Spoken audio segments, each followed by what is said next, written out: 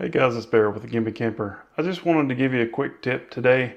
Basically, it's not exactly RV related, but it did happen to be an RV project that I did. And so I figure it might help a lot of people because I couldn't find any way to do it whenever I was initially investigating. So, now when you have air hoses, there's two or three main different types. There's the rubber air hose, there's PVC air hose, there's hybrid air hose, and there's a couple more types out there.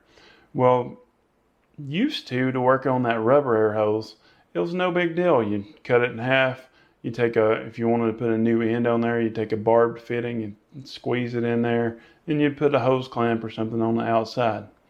Now, whenever I did the air compressor video, I'm going to put a link to that up here, but I wanted to have a short air outlet on both sides of the camper, and that's worked out great. I've liked it. Now, when I first did that, I did buy the ends with the barbs on there, and basically they were way too small for the hose, and so I wasn't sure how exactly the best way was to fix that.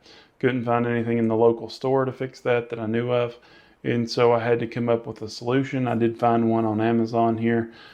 At first, what I did was I took some nylon tape and I just wrapped it around that barb a whole bunch to take up a lot of room, squeezed it in the hose, put the hose clamp on, and that worked for a while. Now, eventually it did build up pressure and pop that end out of one side of the hose. And so that got me thinking that I needed to do something better, and that's why we're here. So I was looking on Amazon. I'll put the link in the description, but I found these puppies here. These tend to work really good. And so basically it's just a compression fitting. The problem that comes in with these other hoses, like the PVC hoses and all that, is that it's a bigger diameter on the inside. And so that barb fitting, when you stick it in there, there's too much space. And so you have to do something about that. These fittings here that I found, they're compression fittings, and it just fits right inside the hose. And then you take the coupler and you screw it on, and that's a very tight fitting. It looks a lot better than using a hose clamp, which is the way that I had it before, and then I went over it with electrical tape.